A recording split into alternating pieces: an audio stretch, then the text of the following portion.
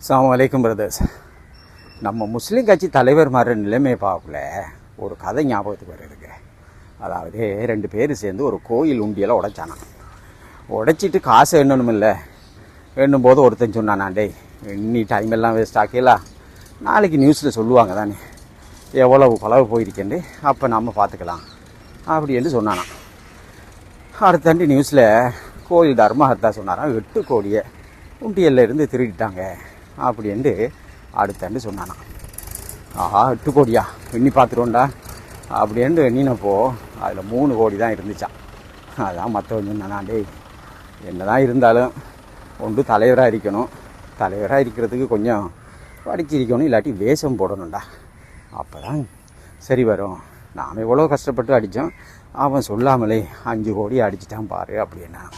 அது மாதிரி இன்றைக்கு நம்ம முஸ்லீம் தலைவர் மாதிரி கூடி கூடி பேசுகிறாங்க, சேர்ந்து கேட்குறதா சேராமல் கேட்குறதா எல்லாம் சொன்னானே. நாமெல்லாம் தண்ணினை சேர்க்க காரணண்டி இப்போ அவன் தான் சேர்றையா சேர்ற இல்லையாண்டி யோசிச்சுட்டுருக்கான். என்ன சேர்க்கைன்னு விளங்கலை, கூடி கூடி பேசுகிறான்னு முடிவுக்கு வரலை. அவர் கட்சியில் ஒருத்தர் சொல்கிறாரு 4 பேர் இருந்தோம், அதில் 3 பேர் ஓடிட்டான். எங்காரு தலைவரும் உபதலைவரும் தான் மிச்சம் போல். இங்கால இருந்தவனெல்லாம் ஓடிட்டான், ஏதோ அவருடையும் ஒருத்தர் தான் மிச்சம். அவர் 2 பேருக்கும் ஒருத்தர் மிச்சம். 2 பேரும் எப்படியாப்பட்ட ஆக்கலண்டு உங்களுக்கு நாம் சொல்ல தேவையில்லை. அவனுக்கு ஒருத்தனே போதும், ஆளுக்கு ஒருத்தனே போதும் உங்களுக்கு ஒரு முடிவு கட்டுறதுக்கு. எப்படி தான் இருந்தாலும் மனுஷன் அஷ்ரஃப் மரவும் அவர் முஸ்லீம்களுக்கு ஒரு அரசியல் அங்கீகாரத்தை எடுத்து கொடுக்கணும் என்று கஷ்டப்பட்டு ஒரு கட்சியை உருவாக்கினார்.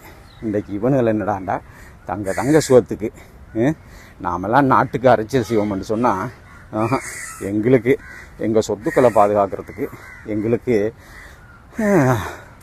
என்ன பாராளுமன்ற உறுப்பினர் தேவை, நாங்கள் கேட்டு தான் ஆகுவோம் அப்படின்னு இருக்கிறான். ஆனால் மக்களோட நாடி துடிப்பை பிடிச்சி பார்க்க மறந்துடுறாங்க. மக்கள் எல்லாம் தோழர் ஜனாதிபதி அனுரகுமார் திசாநாயக் அவரை பலப்படுத்தணும், அவர் நல்லவர், நிறைய நல்ல விஷயம் செய்கிறாரு, அவர கட்சியில் யாராரு கேட்குறாங்களோ அவங்களுக்கு தான் ஓட்டு போடுவோம்னு திட சங்கப்பம் பூண்டு இருக்கிறாங்க. இன்ஷா அல்லாஹ் நம்ம நாட்டுக்காக அரசியல் செய்கிற நம்ம ஜனாதிபதி தோழர் அனுரகுமார் அவர்களை பலப்படுத்துறது நம்மளோட தலையாய கடமை. அது நமது தாய் மண்ணுக்கு செய்கிற ஒரு கடமை பாருங்கள்.